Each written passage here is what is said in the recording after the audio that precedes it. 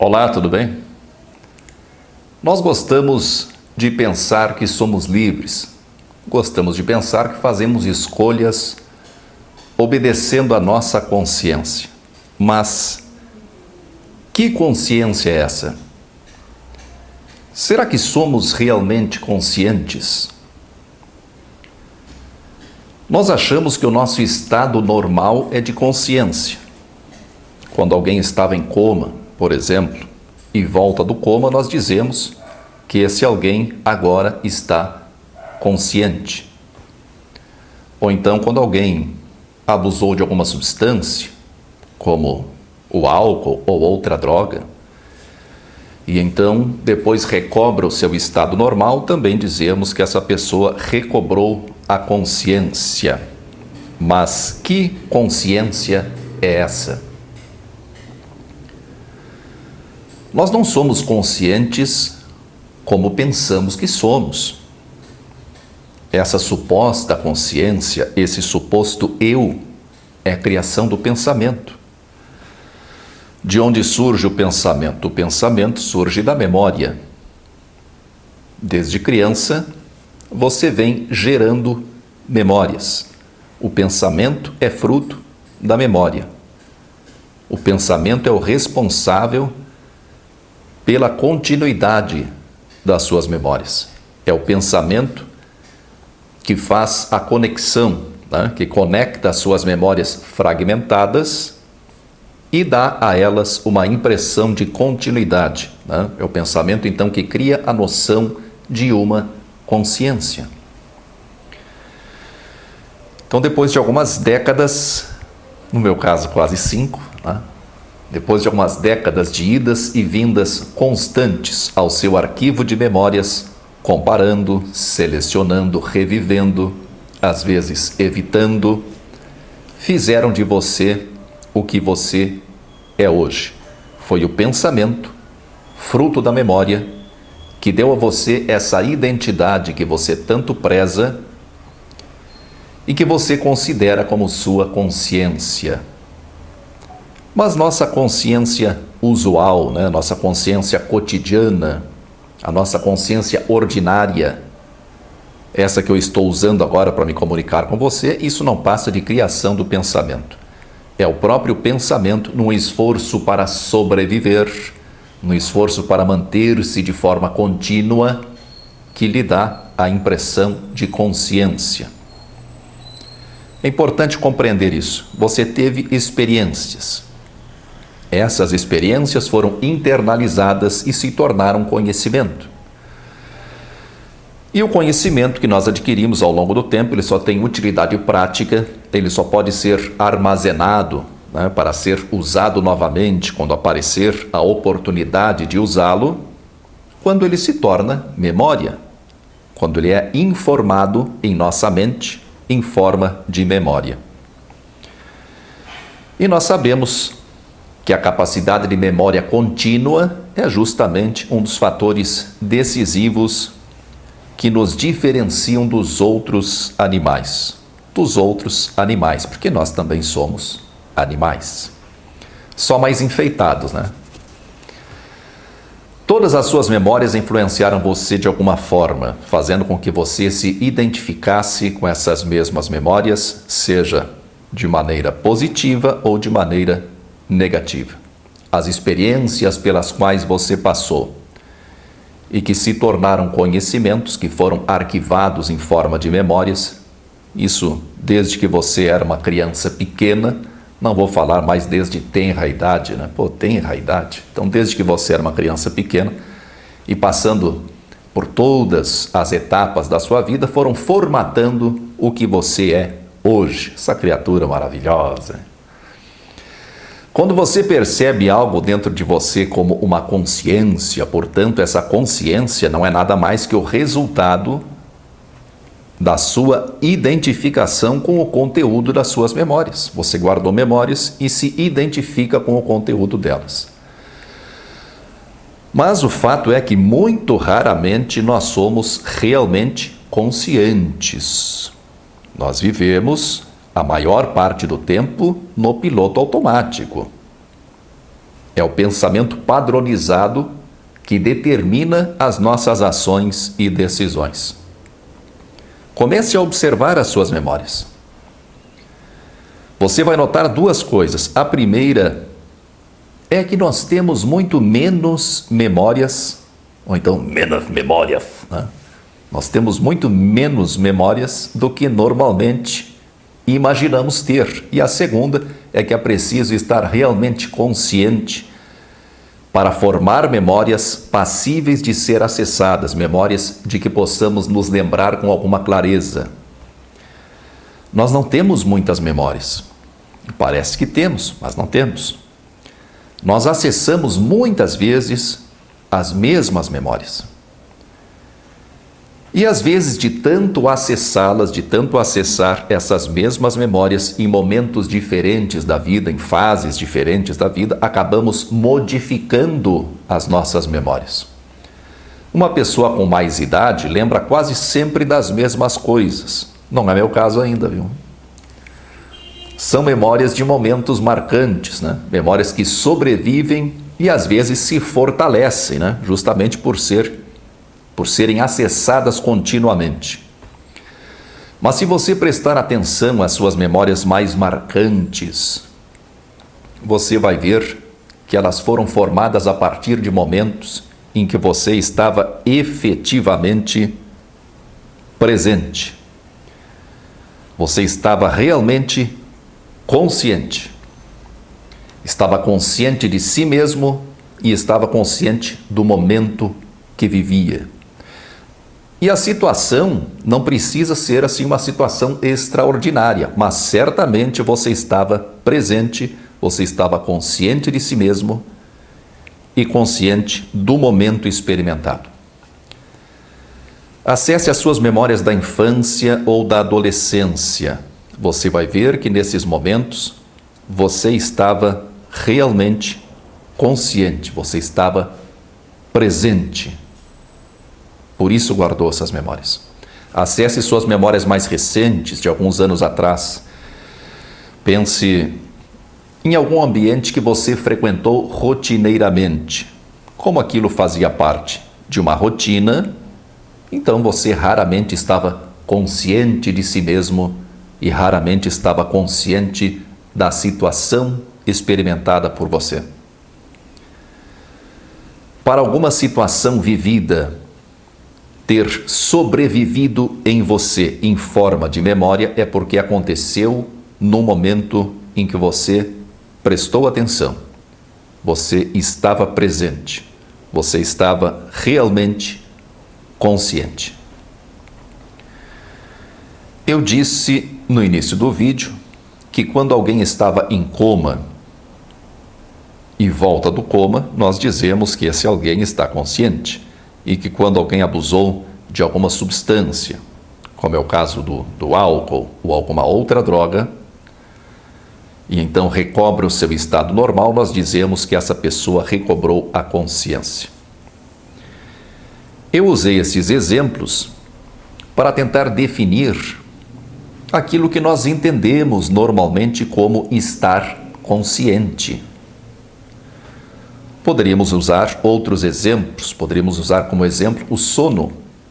Quando alguém acorda, quando alguém desperta do sono, nós dizemos que esse alguém está em estado de vigília.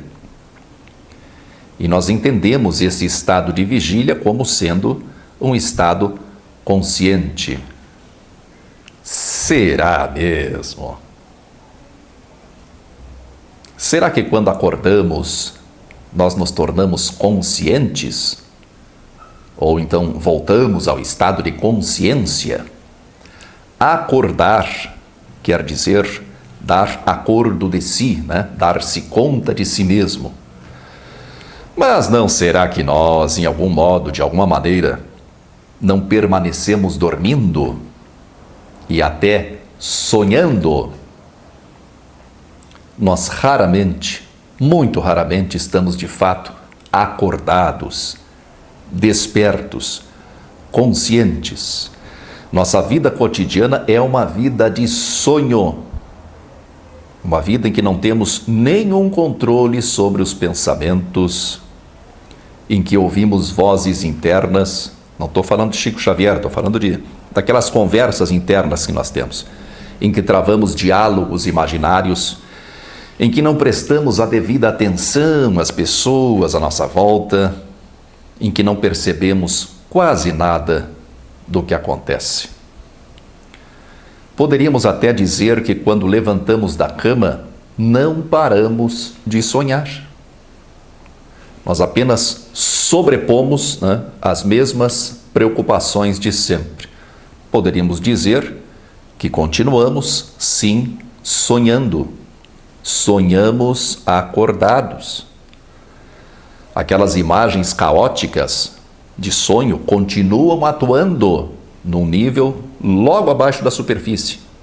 As ideias sem sentido, as divagações, as histórias sem pé nem cabeça, tudo isso continua atuando, mas sobrepostas pelas nossas preocupações rotineiras. Quando, então, nós estamos realmente conscientes? Alguns eventos provocam esse estado. Um acidente grave, e é por isso que nós sempre vamos nos lembrar de um acidente grave. A morte de alguém, um susto muito grande, um reencontro com alguém que amamos e que não vemos há muito tempo. Esse estado de consciência real também pode ser provocado, mas antes de entrarmos nesse assunto, é bom tentarmos definir que estado é esse. A consciência real, que nome brabo, né? Consciência pura, consciência real, vamos chamar assim só para diferenciar esse estado ordinário, que também chamamos de estado consciente, embora ele não seja consciente, né? A consciência real é aquele estado em que estamos totalmente conscientes de nós mesmos. Aquele estado em que percebemos que somos, percebemos que existimos. Um estado que se apresenta sempre da mesma forma. Um estado em que nos sentimos como um ser. E apenas isso. Esse estado é o eu sou. Mencionei esse estado algumas vezes, acho que várias vezes, no canal Questionando Crenças. O eu sou é a consciência real ou consciência pura. Eu sou sujeito e verbo, nada além disso. Qualquer qualificação que eu dê ao eu sou já será então uma limitação, será uma fragmentação. Se eu acrescentar um substantivo ou um adjetivo ao eu sou, eu estarei limitando e direcionando o seu alcance. O que nos afasta, ou mesmo nos impede de viver nesse estado, é a identificação. Nos identificamos com causas, com ideias, com ideais, com gostos, com estilos, com fatos e com narrativas sobre fatos. Tudo o que pensamos ser, tudo o que atribuímos a algo como a nossa personalidade é fruto de identificação. Tudo o que você pensa que é resultado direto das suas memórias. E você se identifica com as suas memórias e se confunde com as suas memórias. Você se confunde com elas, como se fosse tudo a mesma coisa. Se eu pedisse para você fazer uma descrição de si mesmo, você poderia fazer uma lista de atributos. Ou se for prolífico, pode escrever um livro descrevendo a si mesmo. Tudo o que fosse descrito por você seria a sua identificação. Não importa se você gosta ou não gosta daquilo que você nota em si mesmo e descreve sobre si mesmo. A identificação pode ser positiva ou negativa, não importa. Tudo o que você descrever é o que você faz com o eu sou, que é você. E a nossa identificação nos condiciona totalmente.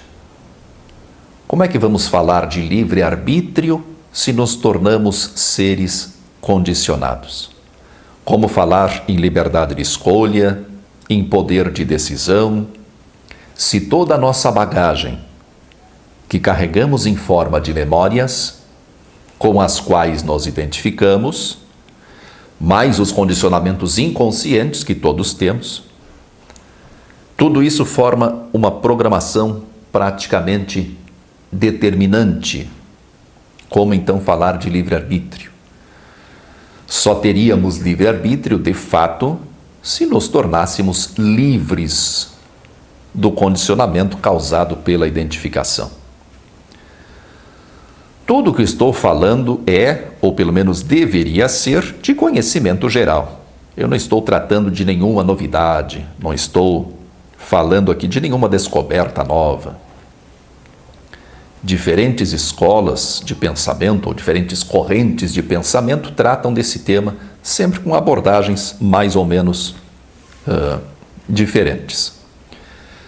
Mas eu não estou me baseando em nenhuma corrente de pensamento específica, estou apenas expondo as percepções de minhas próprias investigações internas. Que nós somos seres condicionados é um fato. Apenas talvez não seja assim muito clara para você a natureza desse condicionamento. Nossa mente individual, que podemos chamar de mente individual, embora isso na verdade não exista, né? Mas nossa mente individual é um programa. Podemos fazer uma analogia com um programa de computador. Um programa, seja ele qual for, só poderá responder de acordo com aquilo que foi informado nele. Podemos usar como exemplo os mecanismos de busca do Google ou do YouTube, que você está utilizando agora. Se você digitar como fazer, como fazer, vão aparecer muitas alternativas de como fazer diversas coisas. As que tiverem sido mais pesquisadas vão aparecer no topo. Serão os primeiros resultados da busca. Mas se você digitar como fazer alguma coisa absurda, como por exemplo, como fazer um coelho voar, ou como fazer sopa em cima de uma árvore, provavelmente não haverá respostas exatas, respostas adequadas. O mesmo acontece com a nossa mente. Quando você se depara com qualquer situação que precise de uma resposta de sua mente, a mente vai lhe apresentar as soluções mais acessadas, mesmo que não sejam as mais adequadas para você. É o mesmo que acontece nos mecanismos de busca do YouTube. A tendência é que as respostas sejam sempre as mesmas, pois a mente, assim como os mecanismos de busca da internet, a mente entende que, se já houve muita demanda por aquelas respostas, é porque elas são importantes, elas são as respostas adequadas. E no caso de você precisar de uma resposta nova, como os exemplos que eu dei, como fazer um coelho voar, não deve ter isso aí no YouTube, como fazer sopa em cima de uma árvore. Então, se precisar de alguma coisa nova que a mente desconheça e que, portanto, não tenha nenhuma resposta exata, satisfatória, ela vai lhe apresentar qualquer coisa que se assemelhe, que se pareça com aquilo que você busca, mesmo que a resposta, no final das contas, não tenha nada a ver com aquilo que você realmente procura.